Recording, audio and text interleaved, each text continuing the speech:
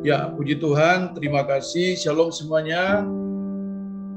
Puji Tuhan, saya bersyukur pagi hari ini boleh berjumpa dengan Bapak Ibu kembali dalam doa pagi hari ini. Izinkan saya untuk 20 menit ini ganti namanya Roni Hartanto, ya. Karena harusnya yang berkhotbah hari ini Pak Wito. Puji Tuhan. Ya, dengan singkat saja, saya mau menyampaikan sharing, tidak khotbah. Karena kalau khotbah terlalu keras pagi-pagi kita dikhotbahi. Hari ini saya akan menyampaikan sharing dengan judul musuh dalam selimut. Ya, Bapak Ibu yang Tuhan Yesus kasih, apa itu musuh dalam selimut? Sesuatu yang tidak kelihatan, dibungkus, tapi itu cukup mempengaruhi kehidupan kita. Nah, Tuhan mau supaya dalam perjalanan kekristenan kita hari-hari ini, musuh yang tidak nyata itu kita harus kalahkan dengan iman. Nah, kita buka dalam kitab Injil Lukas pasal yang ke-12, saya tidak baca ayat semuanya ini, waktu kita sangat terbatas. Ayat 24 sampai 26 saja saya akan bacakan ayat ini. Injil Lukas pasal yang ke-12, ayat 24 sampai ayat yang ke-26, demikianlah firman Tuhan. Perhatikanlah burung-burung gagak yang tidak menabur dan tidak menuai dan tidak mempunyai gudang atau lumbung, namun demikian diberi makan oleh Allah. Betapa jauhnya kamu melebihi burung-burung itu. Siapakah di antara kamu yang karena kekhawatirannya dapat menambahkan sehasta pada jalan hidupnya? Jadi, jikalau kamu tidak sanggup membuat barang yang paling kecil, mengapa kamu khawatir akan hal ini? Nah, Ibu Bapak yang Tuhan Yesus kasihi, pagi hari ini saya mau bagikan ada 3 hal musuh dalam selimut. Yang pertama, musuh dalam selimut yang pertama adalah kekhawatiran. Alkitab berkata kepada kita bahwa siapakah di antara kamu karena kekhawatirannya dapat menambah sehasta pada jalan hidupnya. Kita melihat kondisi dunia sekarang ini, situasinya semakin sulit. Ya, kemarin hari Sabtu tanggal 1 di Stadion Kanjuruhan ada hampir 200 korban yang mati gara-gara kerusuhan sepak bola. Pagi-pagi kemarin jam 6, kalau tidak salah kejadiannya jam 5, di gereja di Harapan Indah dekat sekali dengan gereja, tidak sampai 200 meter, ada begal. 1 orang mati, 2 motor hilang.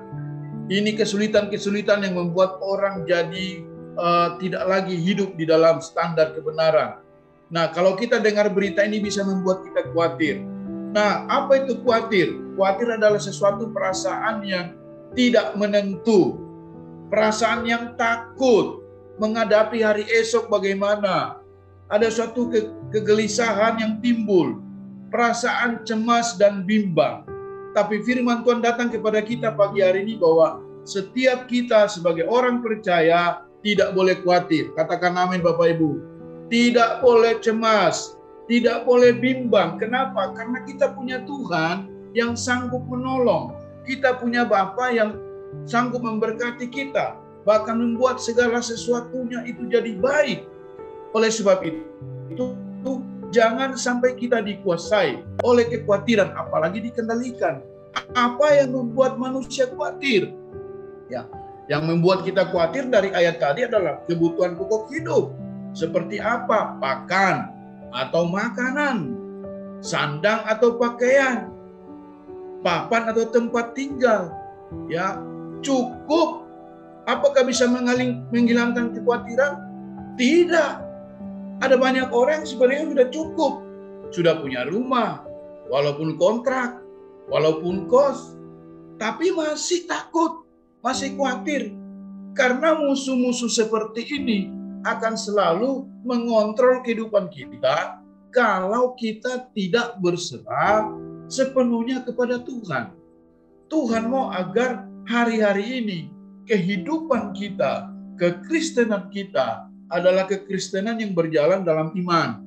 Sungguh-sungguh percaya bahwa sekalipun keadaan di sekeliling kita, bahkan para ahli ekonomi, ya orang juga berkata tahun depan mungkin tahun kegelapan, ya baik bangsa kita mungkin bisa mengalami kegelapan materi, keuangan dan lain sebagainya, tetapi kita percaya bahwa Dia Bapa yang baik. Nah, kita mesti sungguh-sungguh menyerahkan hidup kita kepada Tuhan. Orang yang khawatir perlu melihat burung gagak.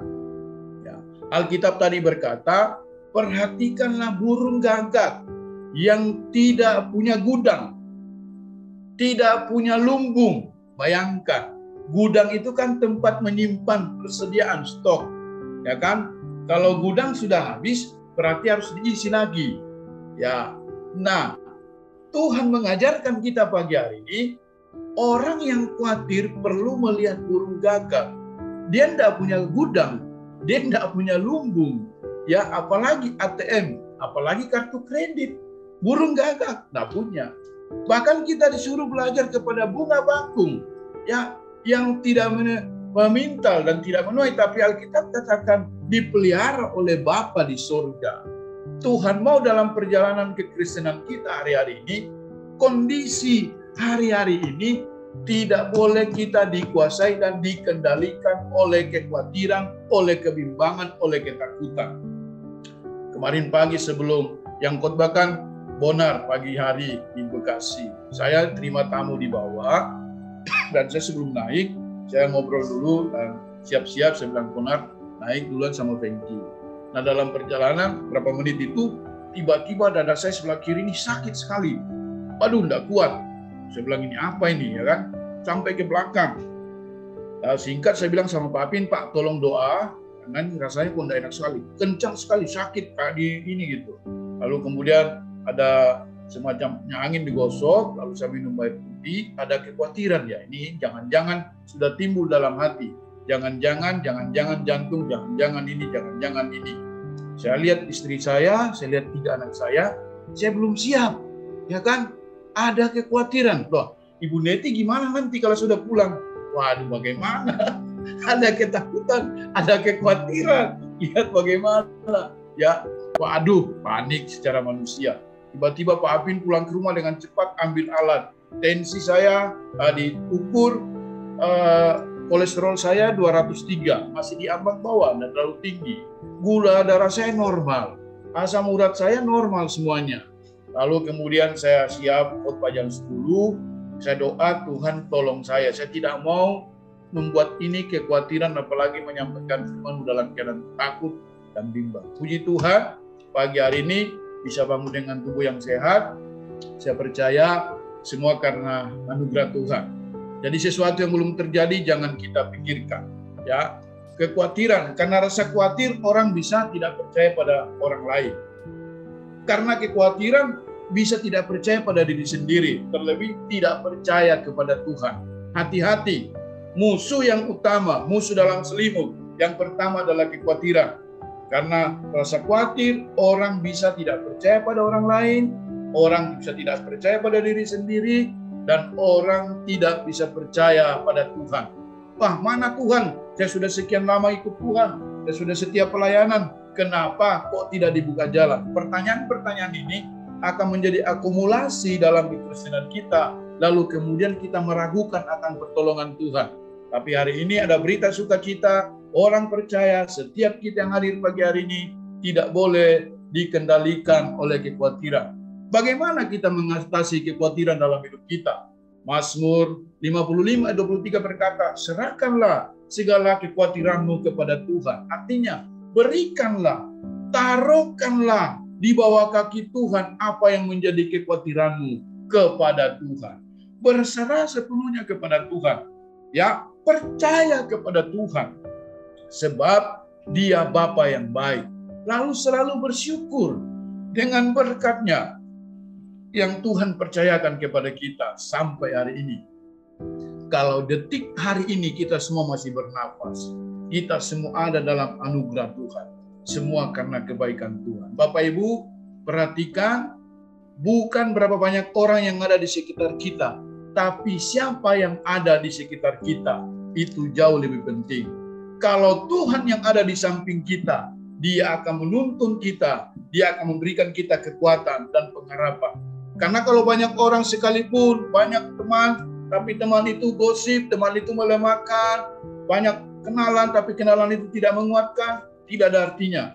Tapi kalau 1-2 orang ada di sekitar kita, apalagi pribadi Tuhan yang selalu ada menolong kita, memberikan kita kekuatan, maka kita tidak ada alasan untuk khawatir. Yang cepat, yang kedua, zona nyaman. Ini yang membuat musuh dalam selimut merasa aman, ya, merasa aman dan nyaman dan tidak butuh lagi segala sesuatu. Singkat saja, dalam 2 Samuel pasal yang ke-11 ayat 1-4 menceritakan bagaimana pada musim perang Daud tidak ikut berperang. Raja Daud tinggal di atas soto rumah, nyaman. Dia tidak butuh Tuhan lagi, dia tidak butuh ini lagi. Lalu tiba-tiba dia melihat Batseba sedang mandi. Timbul dalam hatinya, siapa itu? Dikatakan Batseba, istri Uria. Ambil dia, taruh Uria paling depan dalam peperangan. Nah, ini sesuatu yang bisa berbahaya dalam kehidupan kita. Musuh dalam selimut. Yang kedua adalah merasa nyaman dan aman. Nah, saya berdoa supaya jangan perasaan ini menguasai kita. Jangan sampai kita aman dalam rohani kita. Kita harus gelisah dalam rohani. Itu positif. Artinya kita bergantung sepenuhnya kepada Tuhan. Tidak merasa aman sudah oke. Justru kondisi ini membuat kita semakin meningkat. Cari Tuhan lewat doa, lewat pujian, lewat penyembahan, lewat pembacaan firman, lewat komunitas yang ada. Jangan menjauhkan diri dari ibadah dan persekutuan seperti yang biasa kita lakukan. Sebab kalau tidak, kita merasa aman, nyaman, lalu tiba-tiba masalah datang menimpa kita, kita bisa kecewa dan tinggalkan Tuhan. Tapi yang hadir pagi ini di ibadah Zoom adalah tidak demikian. Kita semuanya adalah orang-orang yang sadar bahwa kita butuh Tuhan. Amin, Bapak Ibu. Coba lihat, angkat jempolnya supaya saya bisa lihat yang setuju. Haleluya. Tepuk tangan buat Tuhan kita. Tuhan kita dahsyat. Tuhan kita hebat. Sanggup menolong kita.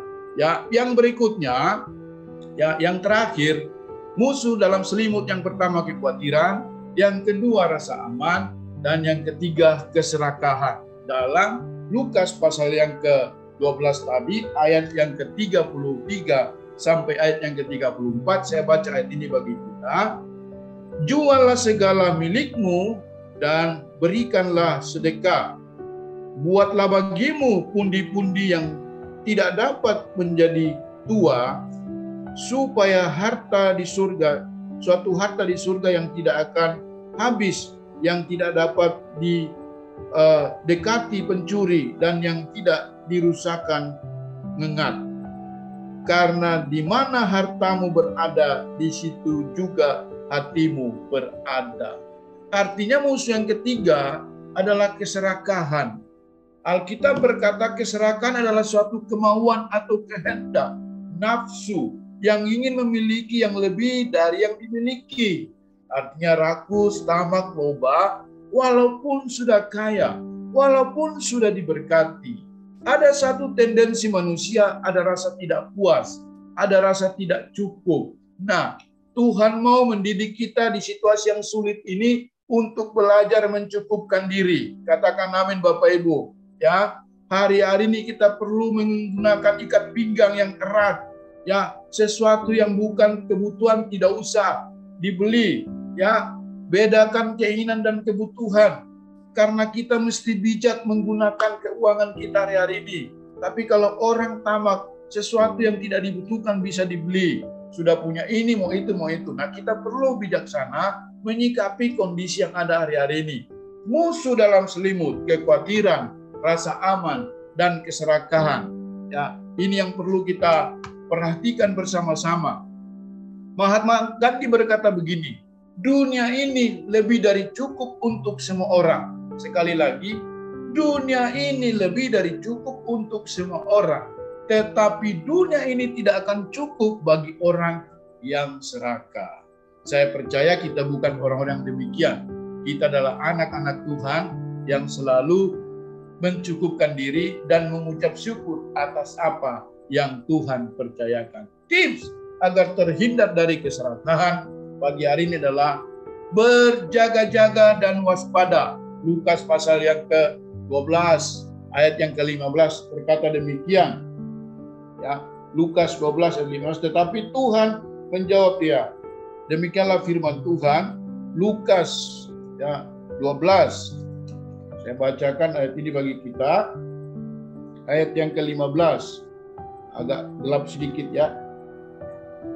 Katanya lagi kepada mereka, berjaga-jagalah dan waspadalah terhadap segala ketamakan, sebab walaupun seorang berlimpah-limpah hartanya, hidupnya tidaklah tergantung dan pada kekayaannya itu. Jadi Tuhan mau supaya kita terhindar dari keserakahan. Mari berjaga-jaga dan waspada, sehingga perjalanan kekristenan kita tetap kuat. Lalu yang kedua, mencukupkan diri. Belajar mencukupkan diri, berterima kasih buat apa yang Tuhan sudah percayakan kepada kita sampai hari ini. Cukupkanlah dirimu dengan apa yang ada padamu, ya, sehingga kita bisa mengatasi rasa ketidakpuasan dalam kekristenan kita. Terakhir sebelum kita berdoa, kesimpulannya pagi hari ini adalah pemenang sejati tidak hanya dapat mengalahkan musuh yang nyata, namun juga dapat mengalahkan musuhnya yang tidak kelihatan. Ya, musuh yang tidak kelihatan tadi musuh dalam selimut. Apa itu? Kekhawatiran, ya, rasa aman dan nyaman, lalu keserakahan. Doa saya, mari kita melangkah sepanjang hari ini dan belajar berserah kepada Tuhan, bahwa di tengah-tengah situasi yang sulit, di tengah-tengah kondisi seperti ini, percayalah ada tangan Tuhan yang kuat, yang sanggup menolong dan memberkati kehidupan kita. Puji Tuhan. Tuhan Yesus memberkati kita semuanya.